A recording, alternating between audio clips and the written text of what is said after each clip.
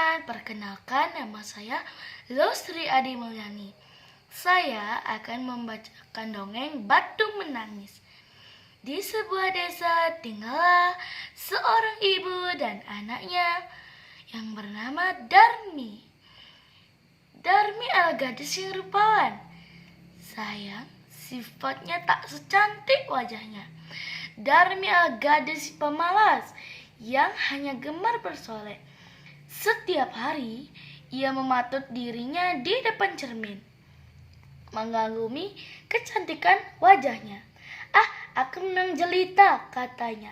Lebih pantas bagiku untuk tinggal di istana raja daripada di kubur reot seperti ini. Matanya memandang sekeliling ruangan. Hanya selembar kasur yang tidak empuk. Tempat ia tidur. Untuk mengisi ruangan itu tidak ada meja hias yang sangat dia dambakan. Bahkan lemari pakaian pun hanya sebuah peti bekas. Darmi bukanlah anak orang kaya. Ayahnya sudah meninggal dan ibunya tidak mempunyai banyak uang untuk menghidupi mereka berdua. Sang ibu bekerja membanting tulang dari pagi hingga malam.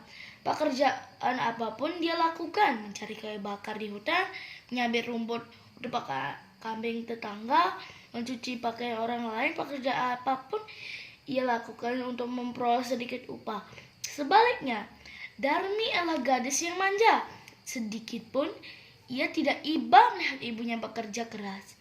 Sepanjang hari, ia bahkan tidak tergerak untuk ikut membantu menyelesaikan pekerjaan di rumah.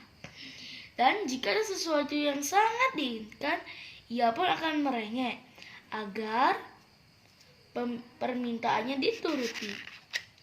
Seperti minggu lalu, pada saat seorang kawannya dari desa utara sungai mengadakan pesta perayaan, Darmi mendapat undangan untuk menghadirinya.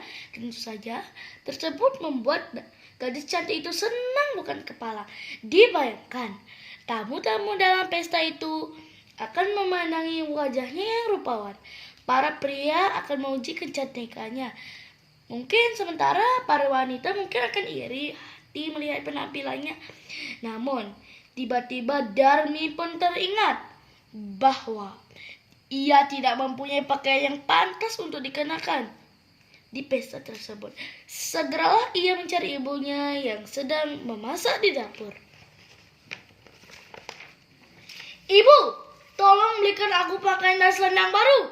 Lusa nanti akan ada pesta di desa utara sungai dan aku tidak mempunyai pakaian yang pantas. Bajuku sudah usang semua," kata Darmi merengek. "Bukankah minggu lalu kau sudah membeli baju baru? Mengapa kau tidak pakai yang itu saja? Masih bagus bukan?" ujar sang ibu. "Tidak mau. Baju itu sudah pernah aku pakai. Mau dong pakai baju yang itu lagi? Apa kata orang nanti? Ayolah bu, belikan aku pakaian lagi." "Baiklah, besok pagi kita akan membeli di pasar."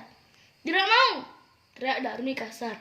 "Aku tidak mau pergi ke pasar dengan ibu. Sebaiknya ibu berikan saja uangnya kepadaku agar aku bisa membeli sendiri." "Tapi Darmi, besok ibu harus pergi ke pasar terlebih dahulu untuk menjual kayu bakar yang ibu dapatkan hari ini. Setelah terjual, baru uang yang bisa kau beli pakaian. Bukankah lebih baik kita berangkat ke pasar bersama-sama?" Darmi terdiam. Ia sebenarnya tidak ingin pergi ke pasar bersama ibunya. Ia malu dan khawatir.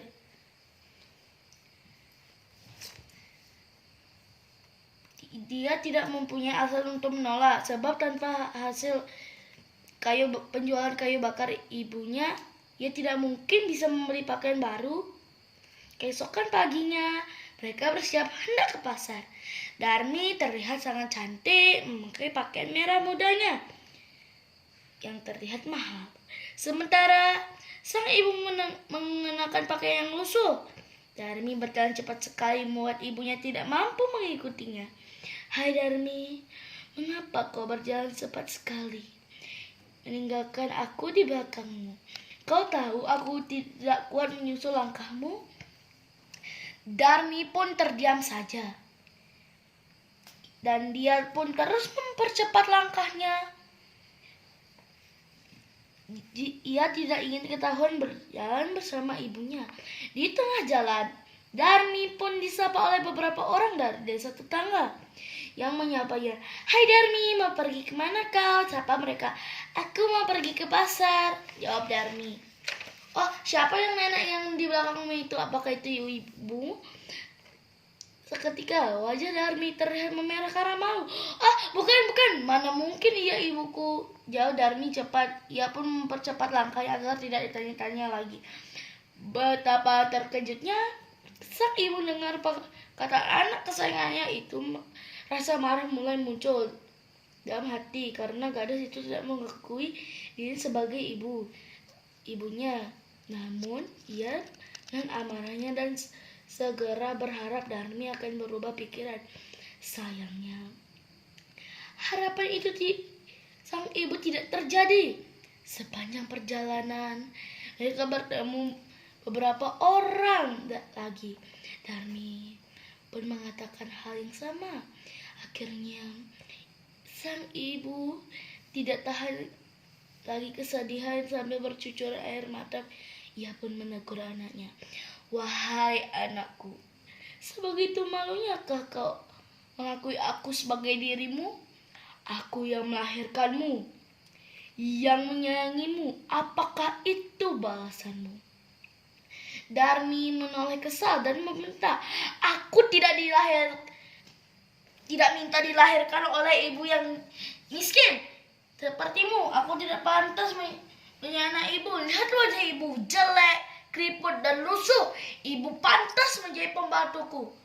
Dengan angkuh, Darmi pun terus melangkah meninggalkan sang ibu yang hanya terduduk di pinggir jalan. Air mata mengalir deras di kedua pipinya. Perasaan remuk redap. Ia tidak mampu berkata-kata selain mengadahkan kedua tangannya ke langit. Rasa hatinya membuat ia mengucapkan kutukan. "Tuhan, hamba tidak menahan penghinaan anak hamba ini. Benar telah membantu hati anak hamba ini. Karena itu, ya Tuhan, hukumlah anak durhaka itu menjadi batu." Doa sang ibu terkabul. Tiba-tiba langit gelap, awan biru berubah menjadi mendung, dan kilat menyambar-nyambar diiring guntur yang menggelegar. Darmi pun merasa takut. Lalu ia mencoba berlari menjauh. Saat itu, bahwa kedua kakinya sudah menjadi batu. Darmi menjerit ketakutan. Betapa mengerikannya perasaan yang dialami ketika berubah menjadi mendapati kedua kakinya berubah menjadi batu. Ia kian ketakutan mendapati pinggangnya pun berubah membatu. Sadarlah ia semua karena kedurhakaan besarnya kepada ibunya. Maka dia pun berteriak, "Ibu, ampuni aku, ampuni kedurhakaan anakmu ini, Bu." Namun semuanya sudah terlambat bagi Darmi. Sang ibu hanya bisa terdiam. Sama sekali dia tidak berusaha mengabulkan permohonan anaknya yang telah berbuat durhaka kepadanya. Hingga akhirnya seluruh tubuh Darmi berubah menjadi batu. Batu jelbaan Darmi terus meneteskan air mata, seperti air mata penyesalan yang menetes dari mata jelita. Orang-orang mengetahui adanya air yang terus menetes dari batu itu. Kemudian menyebutnya batu menangis. Tamat.